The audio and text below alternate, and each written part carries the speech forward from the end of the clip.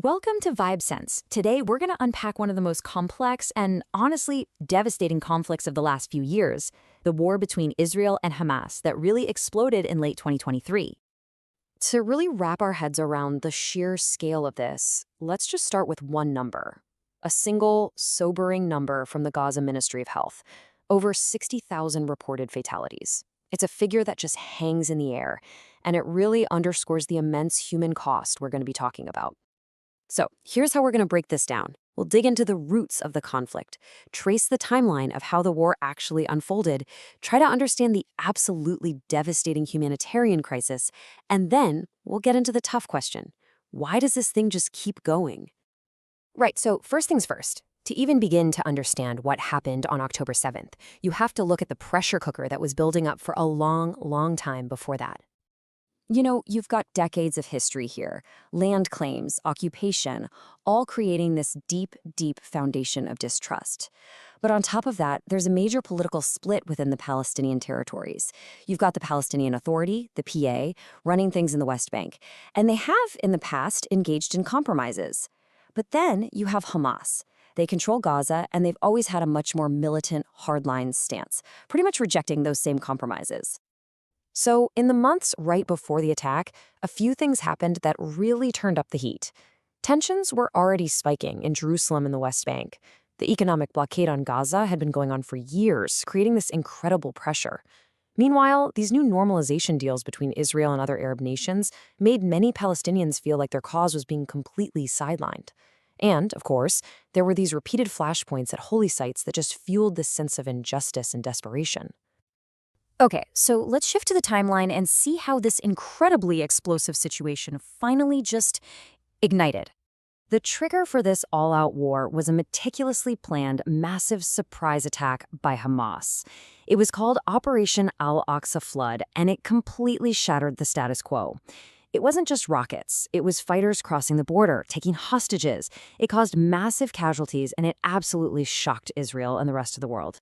Israel's response? It was swift and it was massive, and it unfolded in a series of really intense military phases over the next 2 years. It kicked off with major airstrikes and the first ground operations in late 2023. Then, by May of 2024, a big new operation was launched.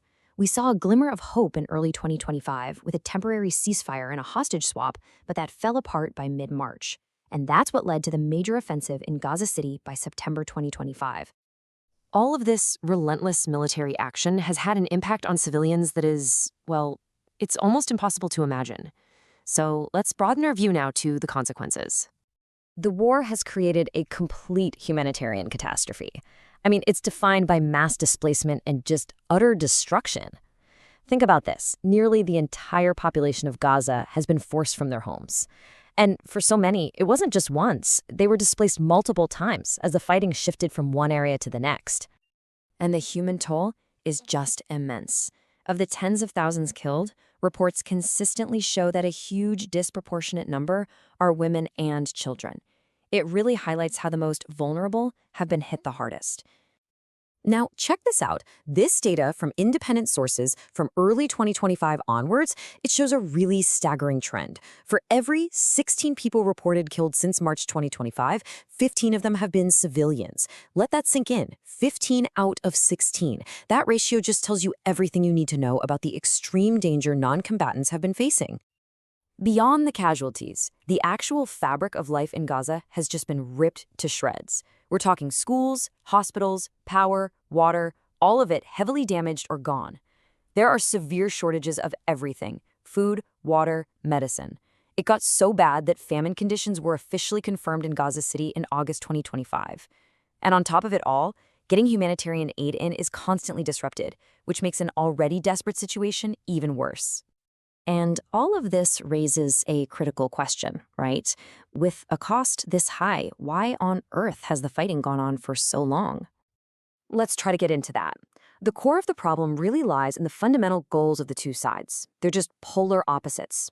Israel's stated aims are clear: destroy Hamas's military power, get all the hostages back, and make sure its borders are secure.